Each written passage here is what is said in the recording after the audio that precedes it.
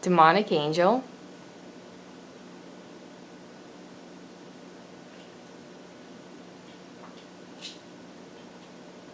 Demonic Angel. Today we're going to talk about Satanic and Occult bands.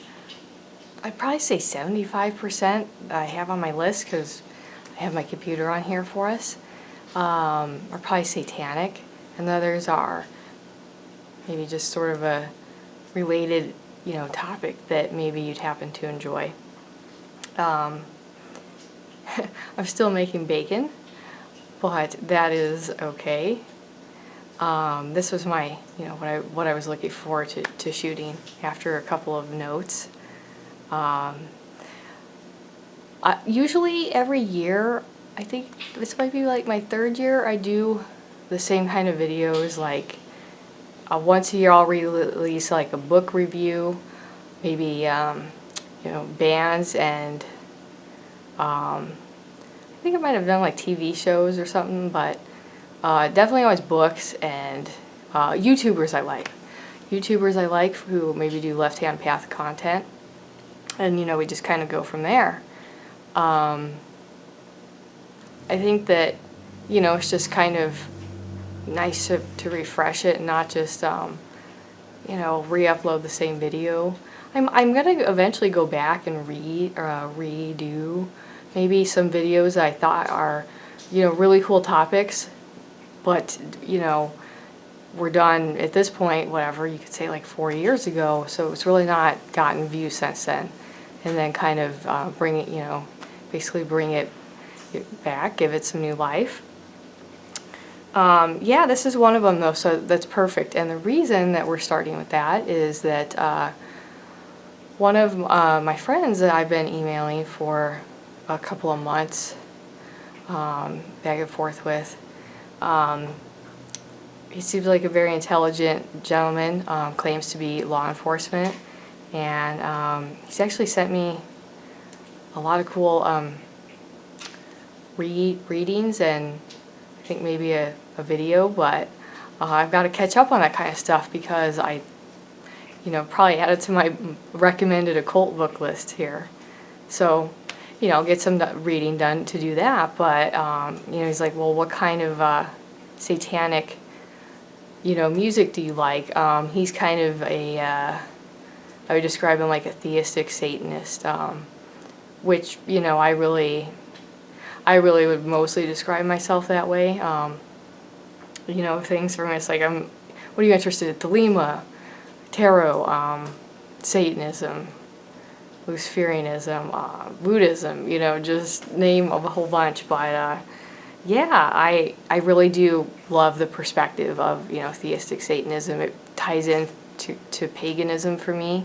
It's very similar with dedications, rituals, the time and the energy towards basically this alternate lifestyle to most of our peers, I guess. So we'll just redo that, and I did make a really good list, so I thought about it for a couple days, and I was going to actually shoot it earlier. Kind of glad I didn't, because I just ended up writing a whole bunch of them down, and so I think this will take a good half hour, but we're going to have a lot of fun, and add to the list, comment, definitely. Tell me some of your favorite music videos, or if you've ever been to their concerts, please. I fucking love that stuff. And okay, I'm going to go check on the bacon. Just check the bacon. Still think it needs a few more minutes. But it's at that point where I'm going to have to babysit it. So we got to get on with it though, because I do want to cover everything. So I'm going to try my best to edit this. I think you guys all know I'm not the best at that. That's okay. Oh, behind me is a donut puzzle. I'm working on that, so that's a lot of fun. But anyway, I will have a little drink here, and let's get started. It's got my list of, it's like groceries, satanic, bands, and that's really funny for me. Okay, so Morbid Angel, they somehow ended up on a clip of Beavis and Butthead, and you know, they were pretty, I mean, people in the 90s really knew about them. I was born in the mid-80s, so, you know, I wasn't, like, listening to satanic music in the 90s, but their videos are really cool. God of Emptiness is a really cool video. It's basically the lead singer. It's like he's, you know, channeling Satan and saying, talking about, like, how the Christian God is like a God of emptiness, and just that God is blind with envy, and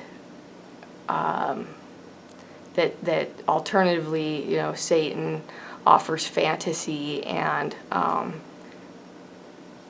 you know, openness, and, you know, the opposite of envy. So it's really cool. It's kind of in black and white. There's a lot of other great, you know, music videos. Rapture, Where the Slime Live, Caesar's Palace, you know, like, you know, back in ancient times.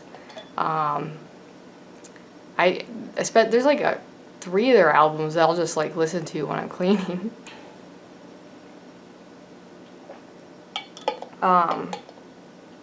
Yeah. Morbid Angel is really cool. They're from the 90s, I believe. They still tour.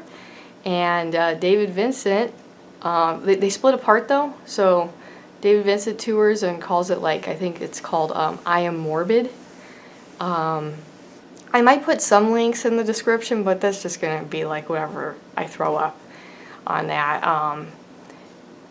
You know, so...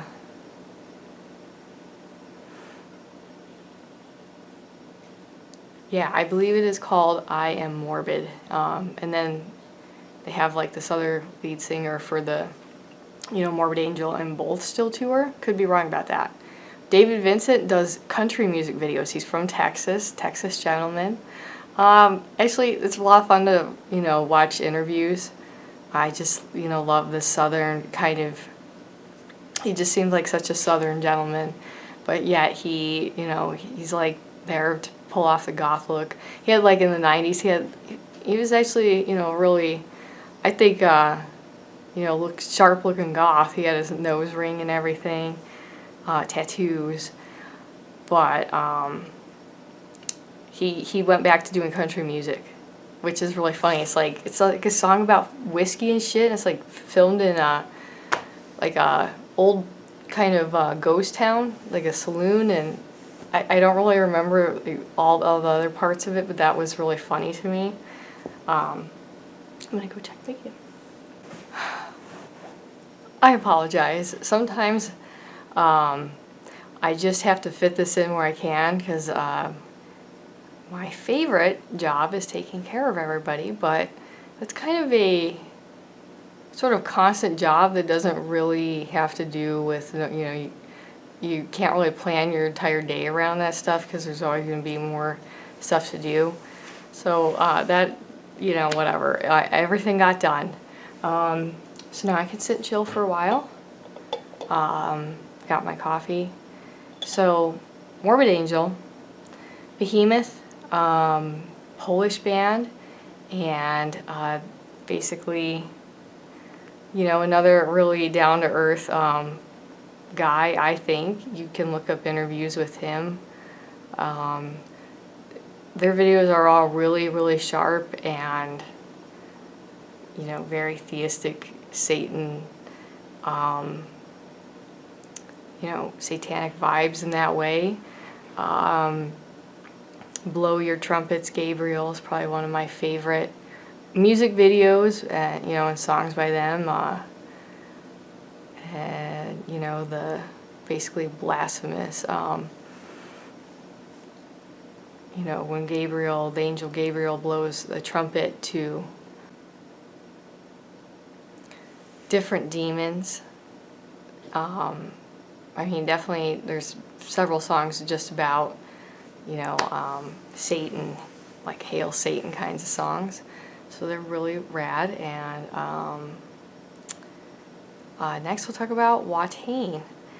I hope I'm saying it right. I think so. After all these fucking years of, you know, being in love with this band, I would love to go see them in concert. They are I believe Swedish, like Ghost, the band Ghost, Satanic band. Watain, they basically are theistic Satanists, really. So during their concerts, they dump blood on the audience, basically to include the audience in demonic communions and ritual. So all of their songs are basically like its own little black mass.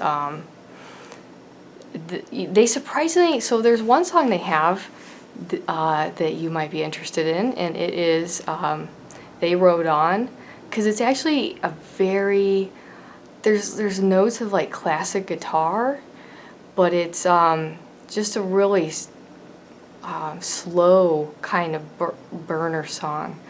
But it's satanic as fuck. The music video is really cool. I mean, very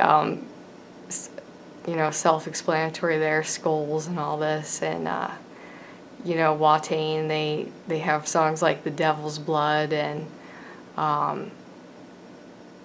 they sing about being a demon in like a cemetery, experiencing decomposition by being around all the dead, and that whole experience is whatever. But I like that because I am a Luciferian, ritualistic Satanist. Luciferianism would probably be the best way to describe it, and I would absolutely love to attend a fucking black mass and have people, dump blood on me as part of that, as part of a satanic ritual. Like, I think that, probably most people who are attracted to Satanism, want to have, maybe not blood exactly, but have that experience of the communion and ritual, like with others, because it's so alternative, secret, and stuff like that. So it's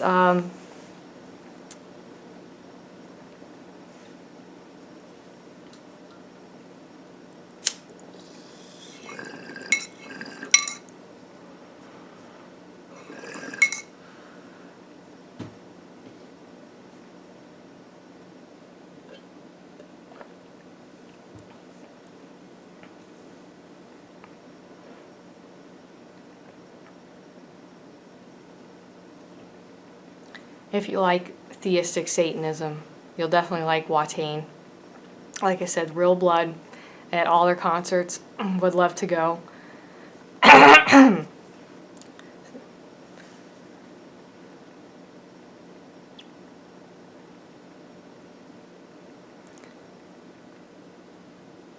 think that a few years back, some people tried to, it was either sue them or they were stopped from going into a country for using real blood at a concert. And so they dumped the blood, the lead singer, his name's Eric, dumped blood out into the audience, and fucking, so people were so grossed out about it that they vomited all over each other. It's like a group of people gross themselves out, so you smell vomit and that makes you vomit and so forth. So they were like, well, I didn't know this was going to happen. He's like, well, fuck all these, posers who don't, who come to my concert. If you don't want to be part of the satanic ritual, don't come. And I think that is just, that's, actually, I think that's funny as fuck. I wouldn't fucking go to something like that unless that's what I wanted, but I do. That would be really cool. Music's great. And then we're going to look at King Diamond and Mercyful Fate. I believe he still tours. He's from the 80s. There's that, it's like his, oh man, I believe it's a 1983 album. What the heck is the name of it? But it's like, it's got like 12 songs, and they're all satanic. He's kind of a really high-pitched screamer voice, but even back in the 80s, he would actually go on tour and use a live skull, or a real skull, as part of his satanic rituals. all part of that, including things like snakes. Watain uses a lot of snakes, symbolisms, and yeah, that was always when he was asked, like, are you really into Satanism back in the 80s? He was like, this is for real. This is really who I am. Now, if I'm not wrong about him, I think he might be a Levain Satanist. Yes, I read a lot. What can I say? I'm interested. Well, of course, knowing I was going to try and do this video. Yeah, I think that I read about that somewhere. So, to him, it's like that identification with Satan, is a sort of rebel and stuff. And I think all the different, beautiful viewpoints about Satan and Lucifer contribute to the beauty and the sort of art and the allure that it really is. It doesn't have to agree with, I think there's really good things that, Anton LaVey has to say. Danzig and Misfits. So I think in the beginning it was Glenn Danzig. He's the lead singer of the band, Danzig, and this was like the early 90s, I think, when a lot of their albums came out. One of them was named like Lucifuge, and yeah, the song they're really famous for is Mother. So that was, I think, on radios in the 90s. I probably even remember that as a kid, not really knowing exactly what, the lyrics mean. But basically a lot of his stuff is about, Satan. He just says he really identifies, with the image of Satan as, the opposer. He does a really funny interview where he shows off his occult book collection. So you could type in Danzig occult book collection, because it's really funny. He, he's definitely a very, I would say, astute occultist himself.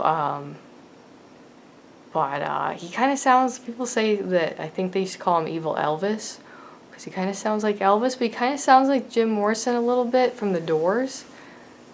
Yeah, so there's Mother, Dan, everybody knows Mother, but a whole lot of it, Devil's Plaything.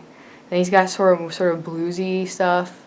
It's like a song called I'm the One, and it's about a little boy experience, having this experience that he's going to be, an ally of Satan, and kind of his awakening, and How the Gods Kill. That's really a smooth sort of song. It will go up, and then it's sort of like, bursts out into rock and roll. It's really cool. Yeah, they have an actual album, Lucifuge, and they were really big in the 90s. And, there was Sam Hain, which was like his band, I believe, in the beginning. So he sort of stuck with this other side project and eventually became Misfits. So the Misfits from the 90s, only cool people like the Misfits, for sure. I saw somebody who had a shirt like that at the mall at some point, or somewhere out like that, and I had to stop myself from going up to them and being like, I want to be your friend. Because it's just such a specific little niche. Music kind of affects me, touches me like that. I think I have that passionate feelings about music. Yeah, so Glenn Danzig from Danzig was the lead singer of the Misfits for a long time. They've had several other singers. Probably their most famous video is Dig Up Her Bones. So they're not really Satanists, but it's more like horror themed. you know, so they like in their music videos, there's a lot of Frankenstein and werewolf and Dracula, zombie, graveyard, you know, the classic genre of horror stuff. So that's really cool, you know, fucking, if you're, a lot of this kind of goes into a couple categories. If you're like, you know, goth stuff in the left-hand path, or just classic, you know, Stephen King kind of horror, then there's something for everybody, I suppose, here. Let's see, what am I looking at next here? No, don't shut off on me. Okay. I have to go find my place. That's alright.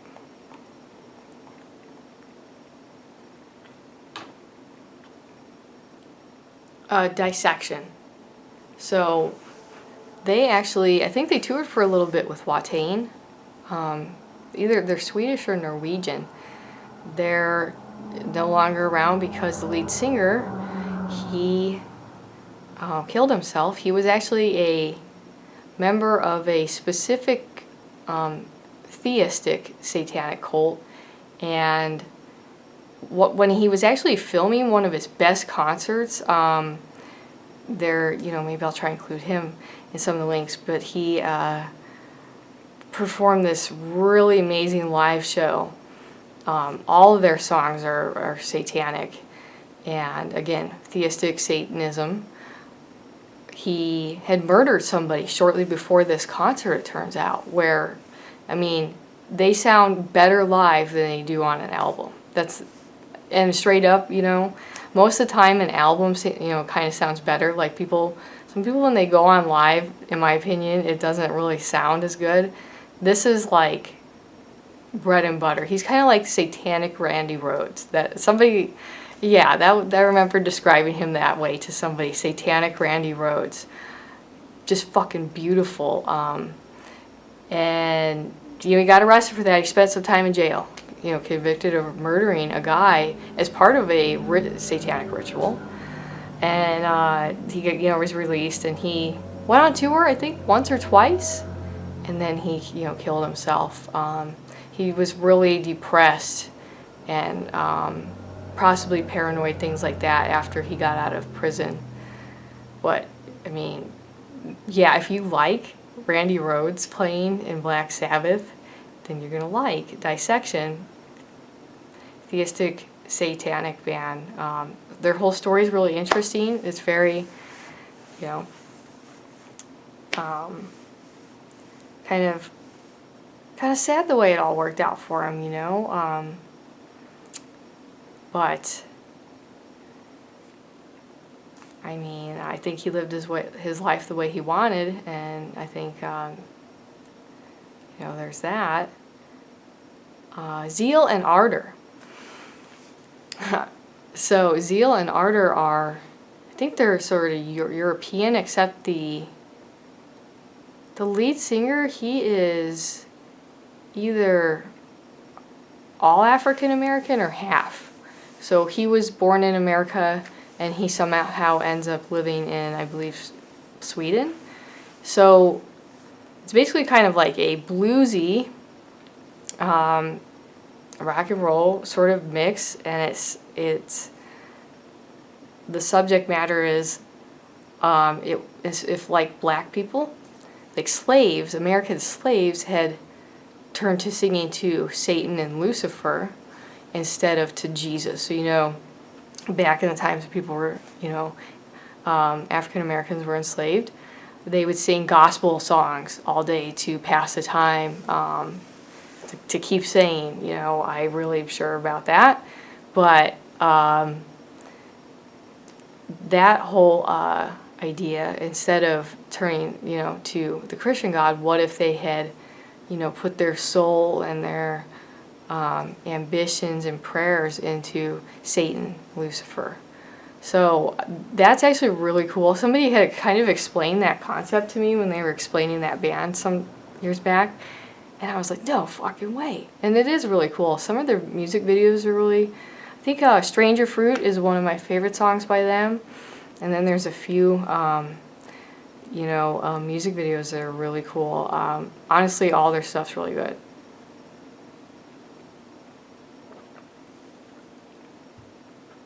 Okay. Cancer, I don't think they're specifically satanic, but they're from the early 90s. I think they're sort of a British-American band. The lead singer, he wears pentagrams, probably still, to, all the shows. He has it, very fine jewelry engraved with pentagrams, and one of their best, most famous videos is they're out like in a barn, and I think the song's called "Back from the Dead." So it's like, Frankenstein, reanimating the corpse, and how that's going to go wrong, to pass that, boundary of, literally bringing somebody back from the dead. So that's a really rad music video just in itself. But their other stuff is really good. Just like, again, I could listen to an album while I'm cleaning. So they're just called Cancer. Aptly. Very beautiful, fitting right in the Gothic community. Tool, I love Tool. Danny Carey, the drummer for Tool, he is an avid occultist, Thalemite, and he incorporates that into their music by, with different, some of his instruments have to be a certain dimensions apart based on different patterns that he wants to make through, Thelema, and to achieve these other occult means. So he shares his ideas with the whole band. They've talked about that openly, Tool, the band. And then, so we'll kind of skip around a little bit here. Speaking of Tool, you like that kind of music. And to me, I think that, talking about evolution, spirituality, what Tool does, you can hear the occult influence, at least to me, that they're incorporating ideas, at least of psychology and the occult, which aren't super far apart in my opinion. So I'm going to mention somebody who I'm not going to put on my YouTube, occult YouTubers list, because he doesn't do it anymore. He used to have a channel, Caleb Davis. I will put him in the link, because he used to film a lot of Thelema and other videos. He kind of came out as a sort of a left-hand path person, and then he took down or privatized his occult videos to just focus on his music. So obviously, I think, somebody asked him about it, and he was like, the occult is my hobby, but my real focus is music. So I think it is, and something that still is interest, but his music is really phenomenal, because he kind of posted that in between these other cult videos he would do, and it basically, it's kind of Tool-esque, at least the band, and he plays guitar, a lot of different really cool guitars, and the drums as well, and he's talked about how he likes Tool, and gets some of that kind of inspiration there.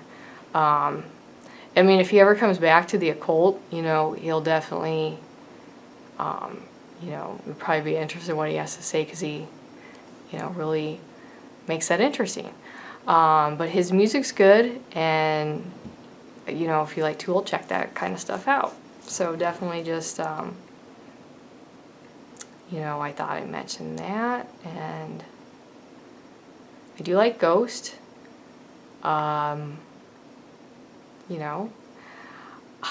What can I say? I'm talking about the band Ghost. I mean, it's kind of popular and all that, but I hardly ever get tired of it. I like a range of their albums. I've even listened to some of their newer stuff. The lead singer, Tobias Forge, he is a Satanist. He talks about that and how, it's been important to him, and he got in a fight with somebody, I guess, back when he was in school. He did an interview, and he somehow was discriminated against because he was, Satanic, identified that way, even back in like, junior high and high school. So, that the devil is important and real to him. It's not just a show. Like, he's not just, doing concerts. Like he says, this is stuff he really believes, and it's to put that perspective there. I think that it's really attractive to to the idea of theistic Satanism, because it's just talking about all these sort of different powers that Satan would have in fantasy, kind of, and I really get the attraction. I'm sure that a lot of Christians just, it's all for show. And I mean, whatever, if that's what people got to do to keep paying for, going to this guy's concert, because I think they're great. Huntress, they're not around anymore. The lead singer of the band, she committed suicide a few years back after having some kinds of female reproductive illnesses. One of their best videos is I think it's called Eight of Swords, actually, just Eight of Swords. And so they shoot a music video, so it's like, tarot, a super pagan, and yeah, there's just a couple of other videos. One's like, it's almost like they're tripping while they're, devil worshipping and out in nature, and she just really has a very sort of haunting voice, kind of like Maria Brink from what the heck's the name of that band? A really good band, or Chester Bennington from Linkin Park. That haunting, melodic kind of scream. She really had that. She was an occultist and everything, but that is why they're not together. So Marilyn Manson, all the stuff that's happened with him, besides all the stuff that's happened with him, and I don't know, I'm not these people, I'm not going to make a judgment based on accusations. I think that's the way I look at basically most situations in people. Like, I like to have more information before I completely judge somebody like Marilyn Manson, and also it just kind of doesn't really have to do with my life. It's not me, and I wasn't there. So talking about like his music and his relation to this list, his music in general is really, I like it. He does a lot of remakes of songs that are really good, actually. His music videos are trippy, but like one of his best kind of songs, I think, that really capture what he's about. I don't like the drugs, but the drugs like me, and it's like people are just glued to their TV. That's their addiction, right? So it's like it's not okay to drink, but it's or smoke pot, but it's okay to watch TV all the time, and how that's just how kind of mainstream culture really is. It's really, a lot of really trippy videos. One's like he's fucking tripping going down the Willy Wonka chocolate fucking stream, and just really like hallucinatory, rave-ish. I mean, I know he maybe he got arrested when he went to Utah, of all fucking places. Now, that people like who are Mormons going to a satanic, concert they're gonna be very excited, because that's very repressed, and I think that kind of adds to this sort of excitement. But I think that they were trying to not let him there, or he might have got kicked out of Utah or some shit for ripping up the Bible, which he does in relation to his satanic and videos. He actually, I think that he started out as Marilyn Manson and the Spooky Kids back in the 90s, and so it was very club and because he was a journalist, a student, and then he started trying to meet people that way, and it's very oh gosh, flamboyant, almost like the 70s, you know, kind of a whatever vibe. But Manson does talk about in several interviews, he actually did meet Anton LaVey in real life. He did become an actual member of the Church of Satan, the Anton LaVey, and he likes a range of philosophies that we probably do, Nietzsche and psychology, you know, like Jung and Freud and Darwin, and he just kind of, I mean, you know, he's a very well-read individual. I'll say that for sure.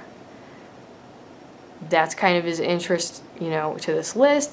All the other stuff he does, I really don't know about or care. Venom, 80s band, Satanic, but like for real. Rotting Christ, another,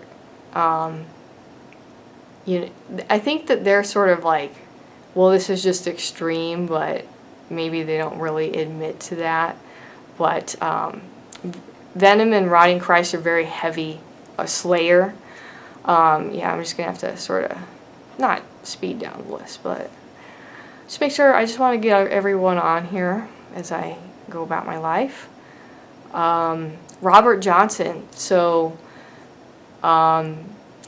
he was a famous sort of jazz and blues artist out of the South.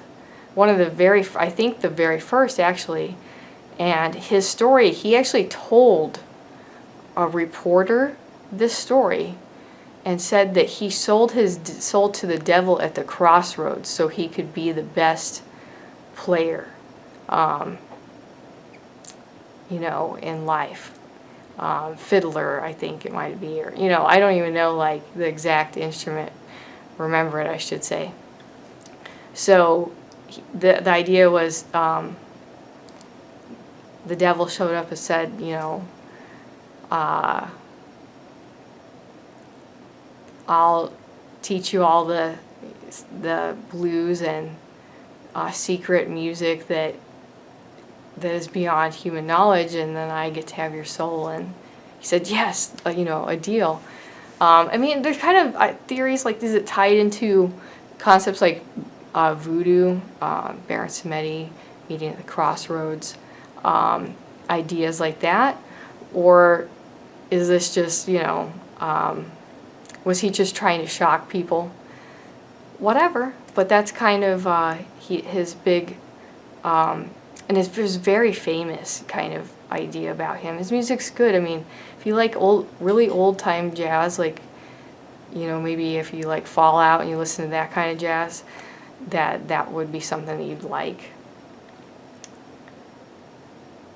Led Zeppelin. So one of the guys in Led Zeppelin, I think it was both of them, but one had a very strong particular interest in the occult. So Led Zeppelin, the actual name of it, has these different occult symbols that were put into it, like the writing of it on a different album. I should say a particular album. But yeah, in particular, the one guy, he was very influenced by Thelema and Aleister Crowley, so he considered himself a Thelemite for a while, and he just wanted to incorporate this into the music in the show. So he would even sew sigils in his hippie clothes, like in the 70s, and a lot of their songs are about, I think, different myths, and it's like if you play that song backwards, it'll sound like it's singing, they're satanic lyrics. I think that sort of comes from this band, Led Zeppelin. So they, subliminal stuff, all kinds of occult ideas. That's all there in Led Zeppelin back in the 70s. In the 70s, people were kind of starting to become more accepting of this. So they, tarot was out in the open for the first time. The Blue Oyster Cult, another 70s band, they actually, on their album, they have he's like the magician, and he's holding his tarot cards, and that song, Don't Fear the Reaper, they're Romeo and Juliet, they're together in eternity. So it's the myth of Romeo and Juliet, and how that kind of is going to replay forever throughout the ages as like this archetype, and you know, like the tarot is about the stages of life. Yeah, that's you know, it just was in the 70s, and when, you know, everybody started smoking pot, dropping acid, they started looking at tarot cards and that kind of thing. So I think that was, you know, really some of the first art that we get like that. Black Sabbath, Mr. Crowley, their song Mr. Crowley is about Aleister Crowley. They're not satanic, but a lot of their song was about Satan. Of course, Osborne says, well, it's just for show, and that is his absolute right, and his art is absolutely still beautiful. I'm sad to hear about his recent health problems and him retiring, but he probably does need some fucking rest after all this time. You know, that's a good one. Santana, Santana, they were at Woodstock in the, was it 1967? The famous Woodstock. The lead singer, Santana, he dropped acid because Jerry Garcia of the Grateful Dead told him, you're not going to be going on stage for a long time. Drop some, here's some acid. So apparently this was his first time dropping acid. And he goes, you'll have plenty of time to fucking not be high anymore. And then it ended up being that they were going to be the next band on. And who knows if Jerry Garcia did this on purpose? Probably. Or, you know, whatever. Kicked in too hard, whatever happened. So the whole concert, he looks like he's fucking like sweating and whatever. He says, I'm tripping, and the guitar looked like a snake while I was playing it. And he goes, I just channeled God and whatever. And then he talks about how he went on to go do peyote, and I think he joined some medicine lodges and things like that. He had great things to say, but they have that song Black Magic Woman, so it's about like, you know, the lure of a witchy woman, kind of like the Eagles song Witchy Woman. I think that had to do with one of those guys who were dating Stevie Nicks from Fleetwood Mac, and she's very witchy. I mean, I don't think she's very involved or comes outright with that, but that is what she does. You know, she always has the get up, and I think she's been on American Horror Story. Oh, another one is like Ricky Martin, where he's like living La Vida Loca. It's about like, you know, falling in love with you know, some attractive witch woman. And then kind of random, kind of fucking, you know, went around here, but that's okay. Deicide. Glenn, the lead singer, he burns crosses into his forehead. He actually eats very good, you know, earth diet. He's very Luciferian, I would say, kind of in that sense of, you know, I try and take care of the earth and oneself, and man's search for spirituality with nature. But they have some really brutal stuff, and they're very dedicated, I would say. I mean, a lot of songs are like, you know, Satan, and one is to hell with God. I think another song, it's not straight up called Fuck Jesus, but it's something like that. It's like, fuck your Jesus, or, you know, whatever. And, yeah, oh, Danzig, they wear the upside down crosses, Deicide. They've just got the whole get up going on. I know I missed some music here, and that's okay, but I put together a pretty damn good list, and now we're like 40 some minutes into this shit. So I think that was pretty good. I'm going to do a few links, maybe like 5 or 6 in the description, and then the rest you can obviously go on YouTube. So that is my list. A lot of it is satanic, you know, add to the whatever conversation. So that's my video response to what kind of satanic bands do you like. I think that's a really good, you know, sample here. I'm missing a couple, I'm sure, that will just come to me, but I just kind of included other songs and whatever, or bands. So yeah, love the music. It's definitely a, you know, really, probably one of my favorite parts about Satanism is Like, it fucking rocks. Talk to you guys later.